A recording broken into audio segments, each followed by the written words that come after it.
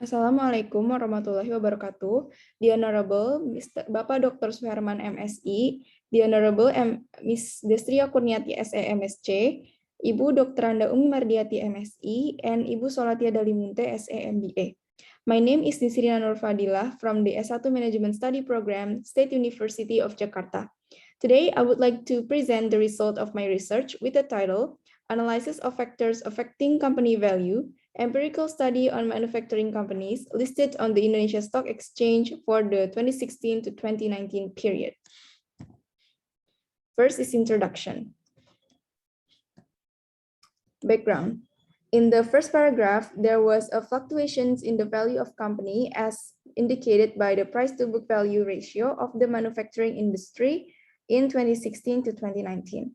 From the initial value of 1.46 in 2016, the PBV of the manufacturing industry increased in value in 2017 to 1.77. However, in 2018, the PBV declined to 1.65 and closed at 1.42 at 2019.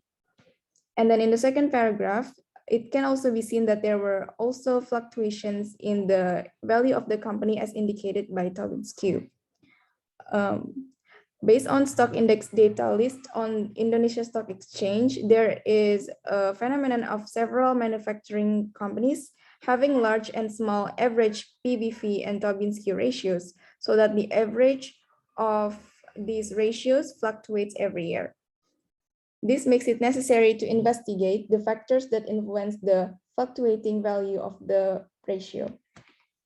Firm value is determined by several factors, including dividend policy, profitability, capital structure, liquidity, and company size.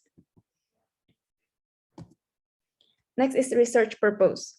First is to determine the effect of dividend policy on the value of manufacturing companies listed on the Indonesia Stock Exchange for the 2016 to 2019 period. Second is to determine the effect of profitability on the value of manufacturing companies listed on the Indonesia Stock Exchange for the 2016 to 2019 period. Third is to determine the effect of capital structure on the value of manufacturing companies listed on the Indonesia Stock Exchange for the 2016 to 2019 period. Fourth is to determine the effect of liquidity on the value of manufacturing companies listed on the Indonesia Stock Exchange for the 2016 to 2019 period. 5 is to determine the effect of company size on the value of manufacturing companies listed on the Indonesia Stock Exchange for the 2016 to 2019 period. Next is literature review. Theoretical background. I use signaling theory for this grand theory for my research. Zamzani et al. At 2018 in their research said that signaling theory is an action taken by the company to provide guidance to investors on how management views the company's prospect.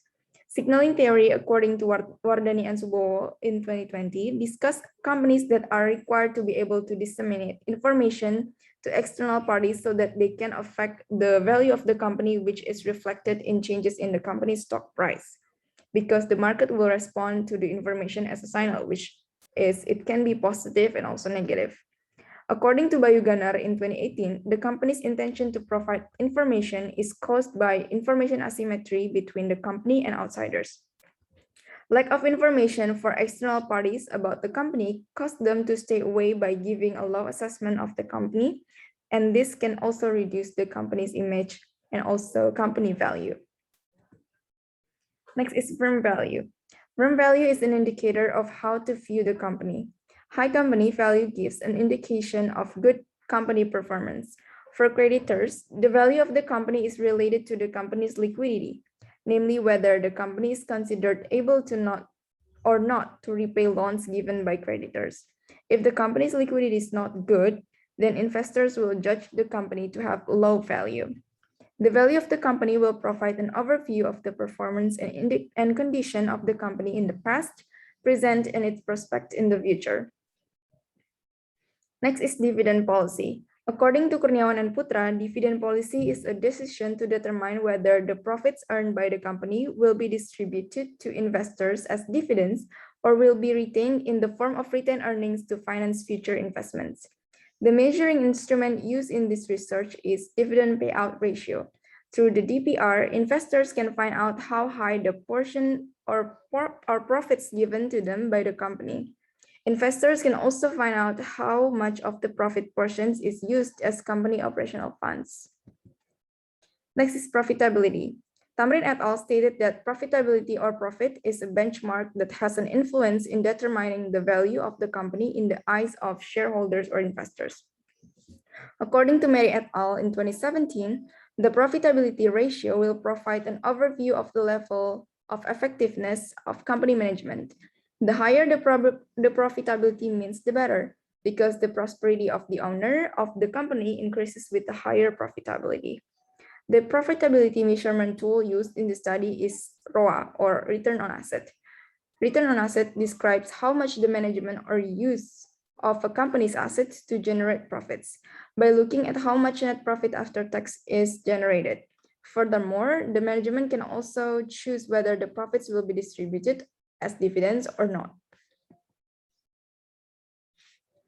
Next is capital structure. The capital structure is the balance of the company's long-term funding, which is illustrated by the comparison of long-term debt to its own capital. The company will try to achieve an optimal level of capital structure with the lowest risk to maximize the value of the company. The proxy used by the author in this study is DER, or debt to equity ratio. According to Afifa and Susanti research in 2019, the reason for using DER is because by looking to the debt of equity ratio, management can have an idea that if the DER value is small, the obligations that the company will pay to outsiders are also smaller. Debt that is greater than equity indicates the company's potential inability to settle its current and future debts. Next is liquidity. According to Farah in 2018, liquidity is the company's ability to meet all of its maturing obligations. This capability can be done if the current assets are greater than current liabilities. The level of liquidity ratio will affect the interest of investors to invest in the company. The higher the liquidity ratio, the more efficient the utilizations of the company's current assets. The proxy used by the author to measure liquidity is the current ratio. This ratio, according to research conducted by Purba in 2019, is a ratio that is quite ideal to be used to find out how far the company's current assets are used to pay off its current debts.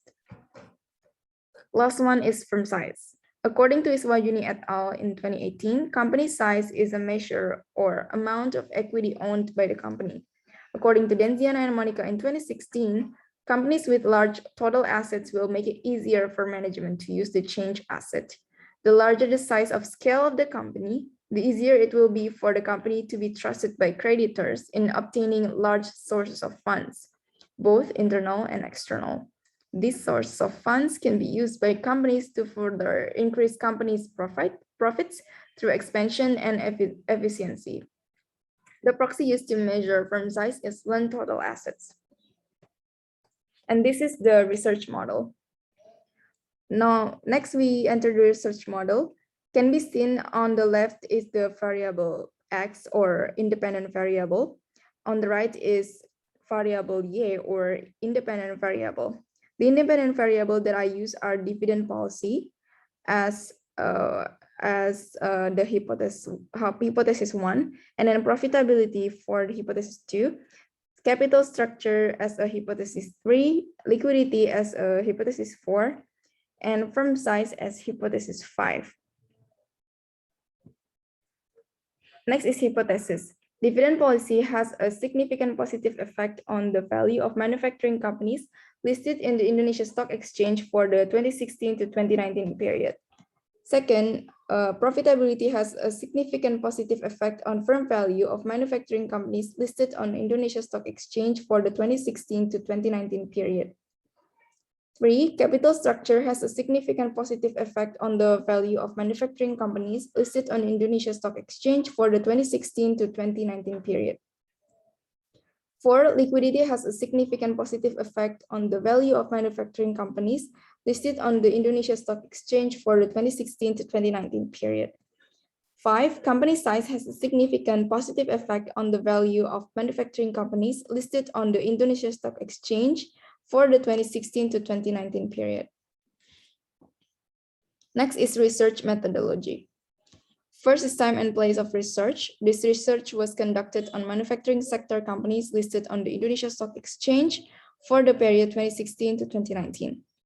For research approach, the research approach used in this research is a quantitative approach, research that emphasizes testing theories through measuring research variables in a numerical scale or numbers. Next is population and sample. So for the total samples that we use in the study is 50, and the total observation is 200 observations for 4 years. Next is data analysis technique. First is descriptive statistics that include by mean, standard deviation, and maximums and minimum values. Next is panel data regression testing, which conclude by Chow test and Hausman test. And then for classical assumption test, we have normality test, multicollinearity test, hypothesis test or t-test, and coefficient of determination. Next is results and discussion. First is statistic descriptive. The highest standard deviation of firm size is higher than the other variables, which is 1.33. This means that firm size has a high variability and fluctuations comparing to other variables. Next is the maximum price to book value is obtained by PT Fajar Suryawisesa Tbk in 2018, and also the minimum one is obtained by PT Nusantara Inti Corpora in 2019. The maximum Tobin Q is obtained by PT Siantara Top Tbk in 2017. And also the minimum is obtained by PT Intan Wijaya International Tbk in 2017. The maximum DPR or dividend payout ratio is obtained by PT Garuda Metalindo Tbk in 2018. And the minimum is PT Berlina Tbk in 2018. The maximum ROA is obtained by PT KMI Wire and Cable Tbk in 2016, and the minimum is obtained by PT Sirat Produce Tbk in 2017. Next is the maximum there is obtained by PT Mulia Industrindo in 2016, and the minimum is obtained by PT Indospring in 2019. The maximum current ratio is obtained by PT Indospring in 2019, and the minimum is obtained by PT Vauxhall Electric in 2016. The maximum size is obtained by PT Indofood Sukses Makmur in 2018, and the minimum is PT Lion Mesh Prima in 2019.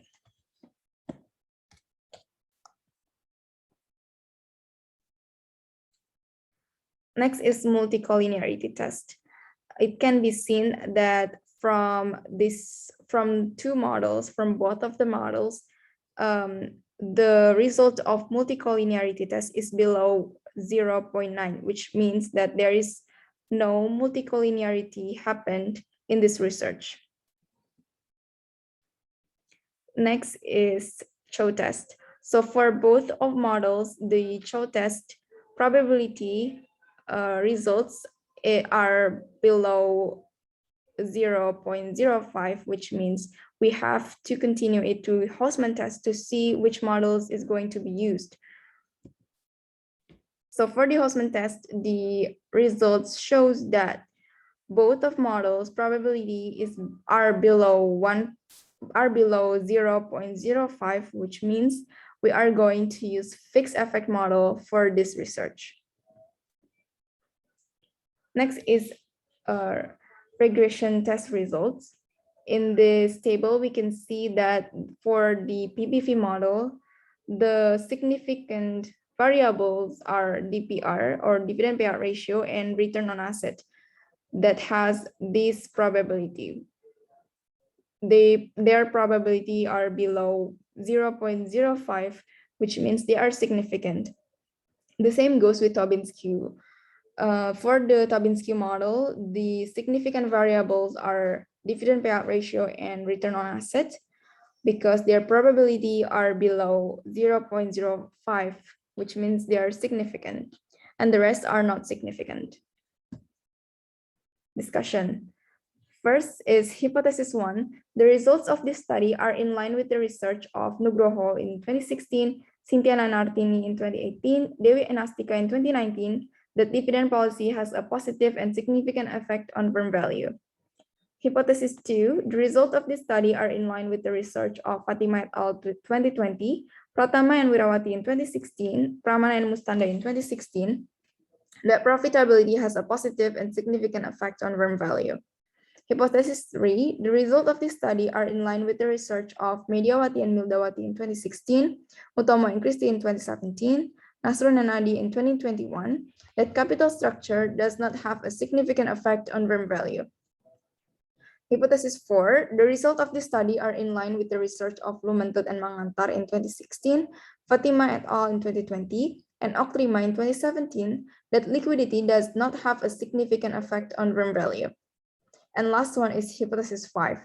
The results of this study are in line with the research of Yusli Rizal in 2017, Cynthiana and Artini in 2018, Fatima et al. In 2020, that firm size doesn't have a significant effect on firm value. Next is coefficient determination. So it can be concluded that the panel data regression model with PBV as the dependent variable is a better model because it has a higher adjusted R squared value, which is 64.4%. Dividend policy, profitability, capital structure, liquidity, and firm size can explain the greater influence on firm value as proxied by PBV compared to Tobin scale. Conclusions. So dividend policy proxied by dividend payout ratio has a positive and significant effect on firm value. The higher the dividend paid, the investors will respond positively by reinvesting in the company. The more investors who invest, the stock price will increase and thus increase the value of the company. Next is profitability. Profitability proxied by return on asset has a positive and significant effect on firm value. When profitability increases, it's considered a signal to investors that the company has a good prospects. One of the important indicators for investors in seeing the prospect of a company is to see how far the company's profit growth is. High profitability will reflect the company's ability to generate high profits for shareholders. Therefore, a high profitability ratio will make the company have more value and attract investors to invest in the company. This has an impact on increasing the value of the company. Next is capital structure. Capital structure proxied by debt to equity ratio has no significant effect on firm value. This is because what concerns investors is not the level of debt, but how the company managed these sources of funds to achieve maximum profits that can increase the prosperity of shareholders. And liquidity proxied by current ratio also has no significant effect on firm value. Investors tend to prefer the company to use the available funds to fund the company's operations rather than just being kept in the form of cash and securities. Therefore, if a company hoards too much funds without using it, the investors tend to have a negative assessment of the company, and therefore going to make the company doesn't have a high value. Next is firm size. Firm size proxied by Lund total assets has no significant effect on firm value.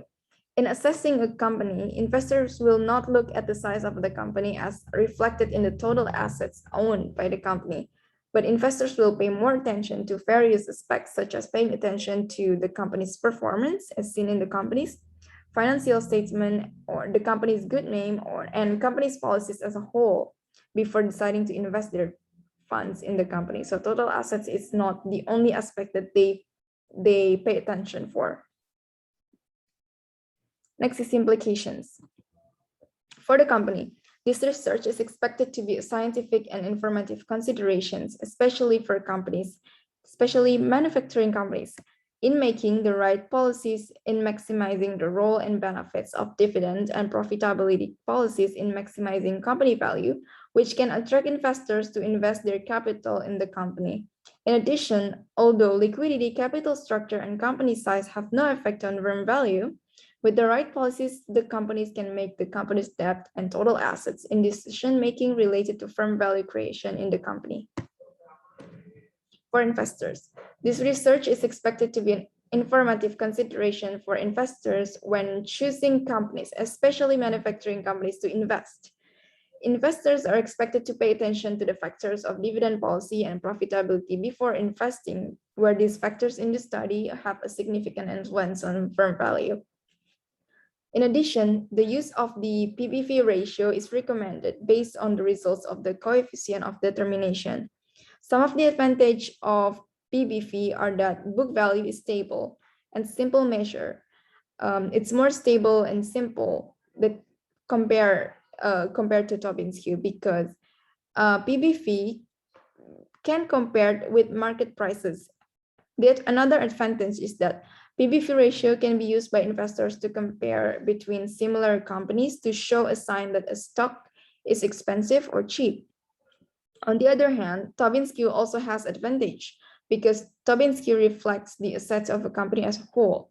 However, the value of intangible assets such as copyright or goodwill can be difficult to record, making it less accurate in determining firm value. Last one is suggestions.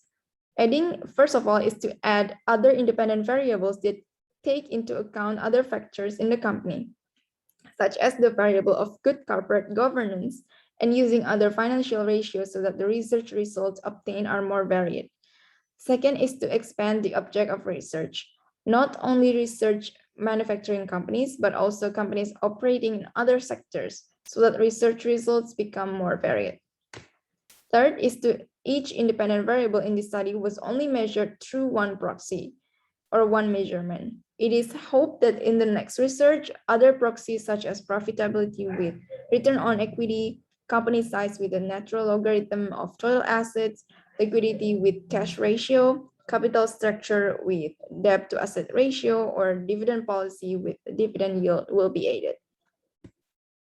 Thank you for your attention. Wassalamualaikum warahmatullahi wabarakatuh.